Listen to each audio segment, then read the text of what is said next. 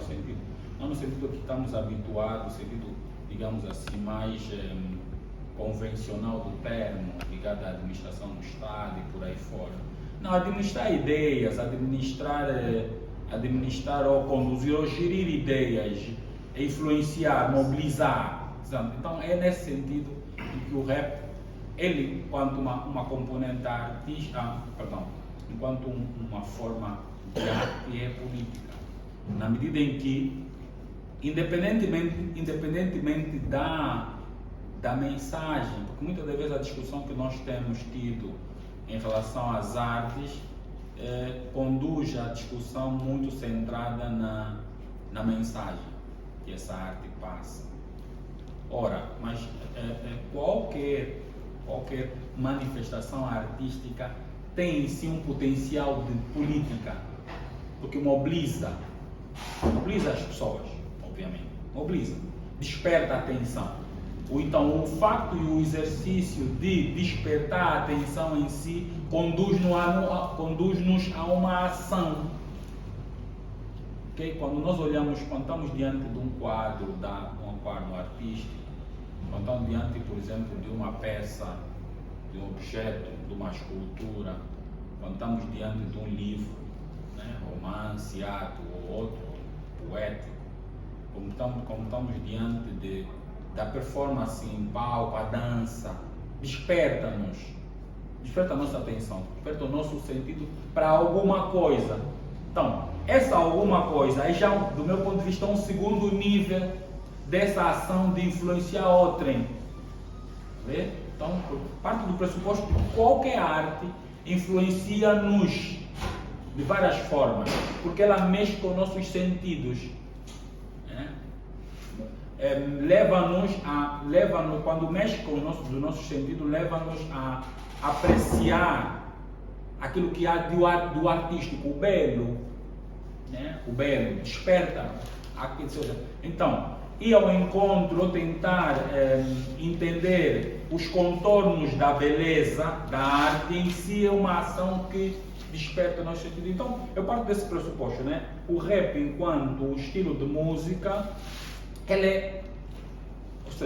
ela é como forma de arte político, mas também como é que eu diria, o contexto em que essa arte surge nos Estados Unidos, né, como nós sabemos, é esse. E não é à toa que surge, por exemplo, como surge nos guetos de Nova York e tal, e sabemos que por um lado, surge num contexto histórico muito tenso dos Estados Unidos, né? O rap surge precisamente num momento pós-guerra do Vietnã e num momento, digamos, de maior mobilização do movimento de resistência negra, dos vários, desde Pantera Negras e por aí fora, até Martin Luther King, Malcolm X e por aí fora. Então, esse contexto em si do rap americano é muito tenso. O contexto social americano é muito tenso. Então, o rap vai surgindo ali. É como aquele canto falado, aquela arte, né, de performance em palco, e por aí fora. Bom, isso vários elementos depois vão surgindo, vão se juntando a isso. Então, eu queria que percebêssemos isso. Transpondo os Estados Unidos, né? Trazendo o rap para aqui. Bom, eu e o meu colega, quando escrevemos o texto sobre o rap em Angola, o rap de intervenção social, claro que nós tínhamos uma perspectiva e apresentamos no nosso texto uma perspectiva. Né? Eu, particularmente, que os falo, sempre tive assim, sempre não diria, a partir do momento em que faço uma transição do movimento hip-hop, porque quer eu, quer o meu colega fazemos parte, e daqui a pouco já vos digo de que meio nós fazíamos parte do rap. Sempre tive assim essa sensação de que precisávamos de descrever algo sobre aquilo que nós fazíamos há pouco tempo atrás. Então, e daí então surgiu a ideia de colocar em livro. A ideia inicial era mais ou menos, eu também trouxe o livro, mas a ideia inicial era mais ou menos fazer aquilo que mais ou menos nos Estados Unidos se fazia, para construir uma narrativa sobre o rap, mas a partir dos intervenientes, daqueles que fazem. Não nós seríamos uma espécie de facilitadores e arranjadores daquele processo.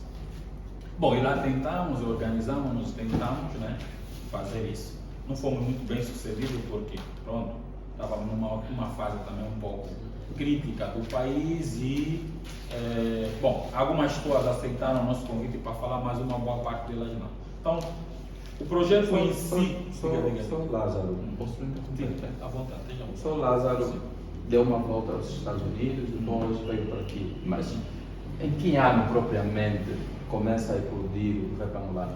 Vou chegar aí. Bom, então, eu que estava a tentar contar mais ou menos essa história para tentar chegar. Bom, vamos lá. Respondendo diretamente essa pergunta. Bom, há várias versões sobre o surgimento do rap. Há várias versões. Mas duas versões dois tópicos, digamos assim, que são fundamentais para o entendimento do surgimento do rap. Um deles é o filme Breaking, um filme que exibiu-se na TPA durante muito tempo. Breaking tinha duas personagens bem interessantes, o Turbo e o outro Ozone. Acho que era o Turbo e o Ozone. Breakdancing, aquele filme de breakdancing que girou o mundo afora, né? Duas personagens negras americanas com punks e tal, aqueles modelos, calças, e passava a vida a dançar. Qualquer coisa era motivo para dança. Primeira nota. A outra nota é, é preciso nós não esquecermos o seguinte: Angola é daqueles países, né, como uma boa parte dos outros aqui no continente, em que a nossa vida está muito ligada à música. É melhor falar nesses termos. Está muito ligada à música. Nós fomos muito influenciados pela música vinda do Congo, fundamentalmente, mas depois de outras paragens do mundo. Então, Angola e já desde muito tempo. Música vinda do Congo. Não, calma, vamos chegar aí. Tá. Não, música congolesa. Que essa música congolesa, até certa medida, influencia a dita música angolana urbana, ok? Nós vamos falar mais ou menos anos 60. Música generalizada. Não hip hop, música generalizada. Então, para poder perceber o contexto. Por quê? Porque você tem um contexto em Angola, por causa dos portos de tráfico de informação e de objetos, sobretudo disco de vinis, as pessoas compravam e tal. E uma das formas de comprar, você tem duas formas. Uma, os produtos que vêm a partir do porto de Luanda e os outros portos, né, os navios que vêm lá, tem alguém na porta. E por outro lado, o que vem dentro das fronteiras. Então, é só para termos uma ideia seguinte. O contexto urbano angolano foi muito dinâmico em relação à música. Ok? Por outro lado, o rap vem também, de que modo? Vem exatamente da compra dos discos no exterior. Aquelas pessoas que tinham possibilidades nos finais dos anos 80, cujos os pais que enviavam os seus filhos para o exterior e tal, Europa particularmente, e traziam coisas, porque nós temos essa coisa do nosso contato com a música. Ok? Então, a cultura urbana, sobretudo nessa zona do litoral, mas não só, está muito associada à música. A juventude está muito ligada à música. Vocês podem é só verem que todas as modas urbanas que surgem em Angola estão muito relacionadas à música. Estilos de roupa, de andar, de vestir, penteados, por aí fora. Por exemplo, só para tu perceber o que eu estou a tentar dizer. Por exemplo, a minha mãe, né? Uma pessoa que nasce no final de 50 início de 60, ela me conta, por exemplo, que frequentou muitos bailes, dancing, e no tempo dela curtia muito zouk. No tempo da minha mãe é do afro, lá nos Estados Unidos vê as influências afro, o gine, aqueles grandes cabeleiras, e as pantalões, vestidos grandes, né? E as pantalões, que muitas das vezes vimos nos filmes americanos já um pouco zoado. O estilo da mulher negra norte-americana. Então estou a falar de uma pessoa que nasceu nos finais de 50, início de 60. A ver? Logo que tiveram essa influência. E o Zuki entrou aqui, tá vendo como entraram outras músicas, a rumba congolesa e por aí fora. Isso para explicar o quê? Isso para explicar que Angola sempre foi um palco, sempre não. Angola é um palco de acesso a músicas. E essa música, de que forma é que elas nos chegam? Nos chega via exterior. A partir do momento em que as pessoas alguns têm capacidade para comprar e tal, influenciar e tocar em rádios e por aí fora. Okay? Então há esse cenário, digamos assim. E com o rap não foi diferente. Então há essas duas vias para, digamos, tentarmos entender a história do hip hop em Angola. E a história do hip hop em Angola, como nós dissemos no texto, ele surge pelo break, não surge pelo rap, propriamente dito. O rap vem aparecendo depois, okay? Mas surge pela dança, pela estética, pelo grife, pelo break, o break, a dança, sobretudo.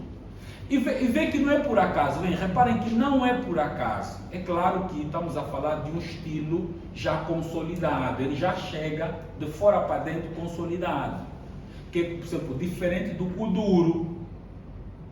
Então, eu costumo dizer que o rap angolano e o kuduro são parentes. É claro que os rappers não gostam disso, mas são parentes. São parentes por quê? Porque estão muito associados à música eletrônica. A ver? O beat está muito associado à música eletrônica. A ver? Então, repara, o kuduro surge o quê? O kuduro surge daquele beat pesado, não cantado, com improviso só. Tem um improviso lá por cima de vez em quando, que continua, o dito house, e continua ainda. E o ponto, o kuduro depois tem as metamorfoses e tal. O rap já é ao contrário, o rap surge pelo breakdance, só um pouco mais tarde começa a entrar os discos de rap americano. Começa a tocar nas rádios, assim, muito tipo FM estéreo e por aí fora. Ora, é claro que tudo isso está a acontecer sob várias formas, né? Costuma-se falar, por exemplo, não é uma data hipotética. Não, a data hipotética, vamos lá dentro. A data é que você tem que perceber o contexto. O rap em Angola surge mais ou menos num período de transição entre 89... Pode citar aqui alguns precursores? Sim, não, isso vou fazer isso. Surge entre 89 e 90 e vai se consolidando de facto naquela primeira metade de 90. Particularmente porque depois você começa a ter já espetáculos de break e depois o rap aparece posteriormente, ok? Mas ainda aparece o rap americano, propriamente dito. Porque o pessoal fazia como é que nós falamos? Fazia improviso. Ouvíamos mais e menos. Bom, depois começa-se a descontar alguns. Há mais ou menos precursores, vários, que andam por aí. A parte dessa história, né? A malta investigou, gente como uma malta Neboy, malta do e-mail, como aquele espaço em que tinha filhos de gente que tinham possibilidades para, e muitos desses conseguiam comprar revista, tinham CDs dos Pago Kenemi, por aí fora, essa malta toda vai entrando. Depois estão esses pequenos grupos, que são múltiplos grupos daquela fase de 90. Depois, um pouco mais tarde, vão se afirmando. Como, por exemplo, eu lembro-me da Consciência Ativa, que vão vindo. Ou seja, então, mas antes de tudo, reparem que antes de tudo o resto, antes disso, o primado é grupos de dança, do qual esse Sérgio Rodrigues, que aí os jornalistas faziam parte, grupos de dança, break. Tá vendo? De grupos de dança passa-se alguns depois para MCs. Okay? Então surge mais ou menos. Mas eu falei de espetáculo. Então, organizam-se espetáculos e um espaço interessante, muito interessante, que é para o kuduro, quer dizer, vamos falar que para a música eletrônica é a banca. Sabe onde é que fica a banca? Aí ia subir para o palácio. A banca tocava. E depois há um espaço na Manhanga. Eu particularmente frequentei mais esse espaço na Manhanga. Agora onde é que fica? Manga ao Espaço, onde realizava-se os espetáculos de rap. Mas paralelamente a isso, haviam outros passos. Um dos MCs, por exemplo, que naquela altura, estou a falar de 94, 95, no espetáculo da banca, que impressiona, que já passa a ser um sujeito que faz mais ou menos um misto. Existem outras maltas, como o Clever, Fadaman, que já naquela altura, o Mutu Moshi, por exemplo, né? O Mutu Moshi era bastante curioso, né? Porque o Mutu Moshi é baixinho, pequeno, e às vezes em palco no meio de grades bem grandes e tal, fisicamente grandes e tal. Portanto, há esse pessoal, são mais ou menos, digamos que há uma multiplicidade, ou seja, é claro, é normal que existam pessoas que hoje batem no peito e digam que somos os primeiros, mas isso é como tudo. É muito difícil poder dizer assim taxativamente, foi esse o primeiro sujeito que trouxe o rap em Angola. Não. É que é um movimento múltiplo porque as pessoas ouviam, as pessoas vinham música. E vocês sabem que nós somos um tipo de sociedade, sobretudo por causa da questão da arte, é ver, ouvir e imitar. Está vendo? Ver, ouvir e imitar. Querer representar. Então, o rap em Angola surge. Para ser mais concreto, esse período de passagem de 90, pois reparem que é o seguinte, Angola, durante esse período 90, 80, sobretudo, teve o comércio interno, comércio externo, depois há mudanças. E o rap, é interessante que o rap em Angola surge exatamente como estilo propriamente, surge nesse período de transição. Vamos a sair de um processo político-social, vocês sabem, para um outro de abertura, e sobretudo a abertura no comércio externo, as coisas que entravam, que podiam entrar para o Porto de Luanda, sem grandes taxas e sem grandes macas, vão entrando. Mas é claro, por exemplo, mas da pesquisa feita, há pessoas que diziam que já ouviam um pouco antes desse período. Mas para nós é interessante ter esse período como marco, por quê? Porque é a partir dali onde entram esses artefatos em massa, mais pessoas têm acesso. Mas também quando falamos mais pessoas têm acesso, é um circuito restrito de pessoas. Não eram tanta gente que tinha acesso a discos que vinham. Porque não era também tão fácil poder comprar discos vindos dos Estados Unidos, a ver? Era normalmente associada a pessoas que tinham algum poder aquisitivo, cujos pais iam de viagem, não sei quantos, e aproveitavam comprar os discos. A ver? Então ele surge disso aí. Reforçada a ideia que disso, nós também temos na grelha de programação, quer da Rádio Nacional, quer da televisão, temos esse filme, que em si chama a atenção das pessoas, as pessoas despertam. E é preciso não esquecer, sempre não esquecer, que é um movimento anterior, ou seja, o segmento daquilo que vem do exterior, não começa com o rap. Já começa, eu dei o exemplo da minha mãe, que cabelo afro e tal, e já ouvindo mesmo aquela cabeleira farta e as pantalones, sabe? Essa moda vem de onde? Vem dos Estados Unidos, vem daquela zona do Caraíbe, vem dali. Então essas influências já são um pouco recuadas. Então é claro que quando surge o filme Breaking, desperta a atenção dessa geração mais nova, dessa fase. Tá vendo? E depois, como acontece em Angola, levou para as ruas. Então ou seja, é preferível dizer o seguinte, o grande palco do rap em Angola são as ruas. Tá vendo? É da imitação do que vê, ouve e leva para a rua. E para isso, daquela fase até mais ou menos 1998, despontaram-se uma porrada de grupos de dança. Mas reparem que já antes esses movimentos existiam. Sabe? Grupos de dança, não sei o que, aqui dança. Então a dança tem a performance em palco, né? A performance propriamente tem esse poder muito forte. Sim, então podemos aqui afirmar que o rap, quando chega para Angola, numa primeira perspectiva, era mesmo dançante. O rap chega em Angola a partir do breaking. Chega em Angola a partir do breaking. Muitos dos ditos precursores, né, dessa história, que tem uma certa voz autorizada para falar sobre a história do rap, são unânimes em reconhecer isso. Né? Que aquele filme influenciou-os muito. Aquela estética da roupa e tal, do cabelo, modo de falar, de gesticular, aquela brincadeira toda influenciou as cabeças. Depois só foi escavar. Então, do breaking para o rap foi só um passo. Tá vendo? Então, ao primeiro. Pronto, mas há um outro elemento interessante, que esse fica um pouco para trás, que é o grafite. Aqui, o grafite. Pichar na rua e tal, isso não é coisa de agora, já vem lá de trás. Só que, claro, nós temos também, nós não podemos esquecer o contexto social que vos disse, que é muito importante para perceber a questão dos estilos, né? Artístico e não só. É um contexto de fechamento e de transição. Epá, meu amigo, dançar na rua até certo ponto era um problema, menos no asfalto. Pichar na parede, então, um problema maior. É? Pintar a parede é um problema maior. Tá vendo então? Ou seja, a dança até certo ponto prospera até um determinado momento. Entra o rap ainda é embrionário, o grafite passa um pouco à frente do rap, mas de facto, como elemento da cultura rap que vinga é o rap. Ok?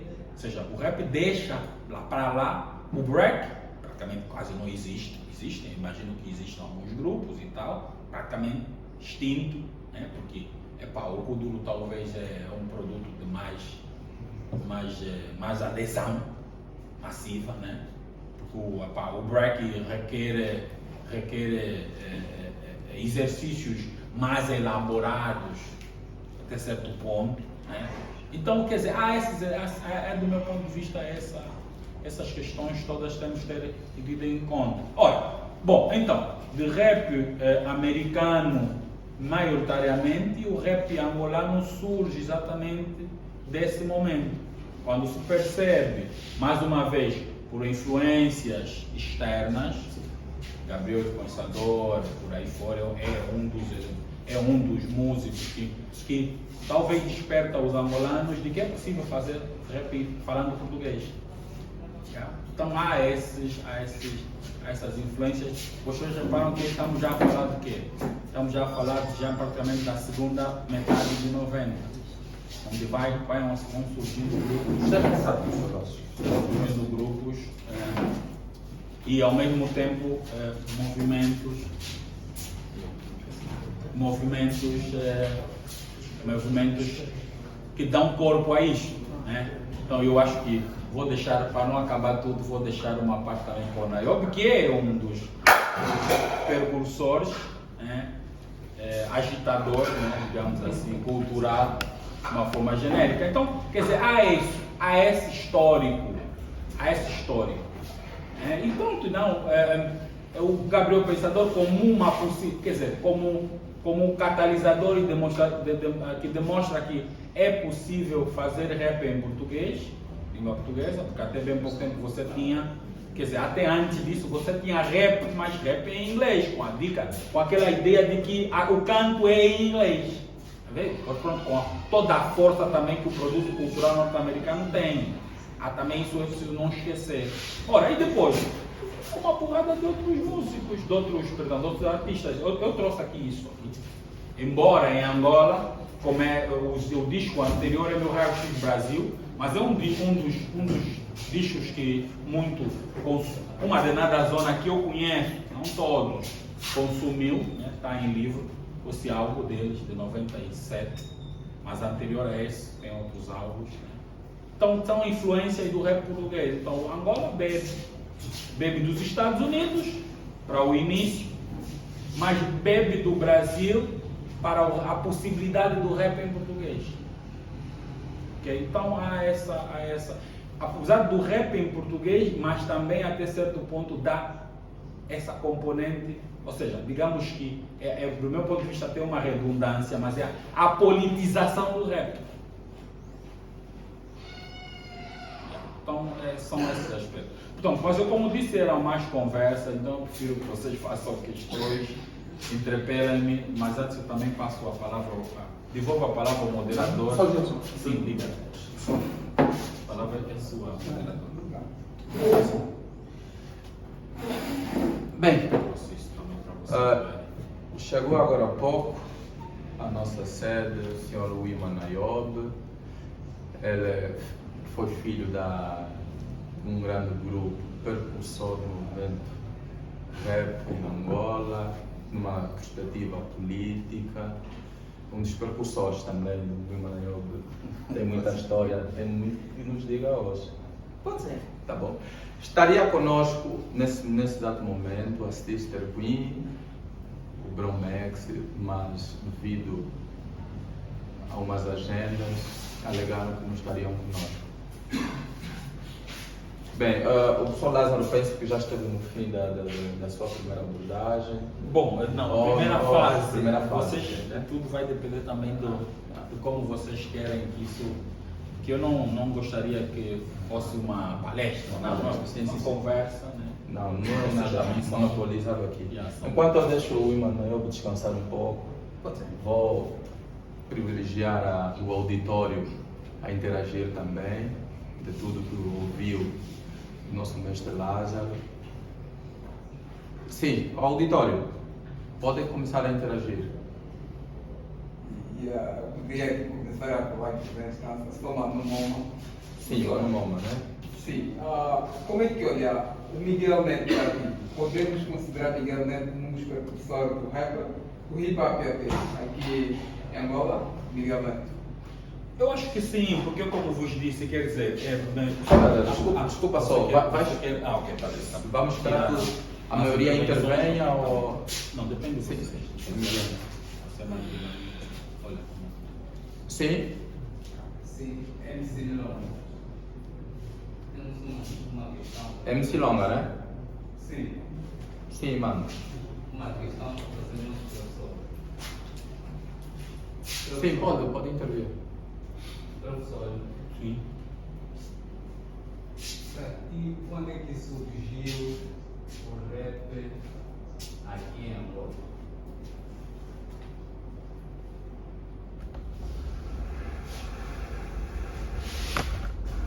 Sim, há mais intervenção? Professor Lázaro, sim. Uma vez que eu sou de Faria, do Lapa, De Faria? Gefaria, Gefaria. Gefaria. Sim. E uma vez que o rap surgiu através do breaking, né? Ou pelo breaking, não seria correto nós identificarmos os grupos de breaking como nesse caso como os que trouxeram a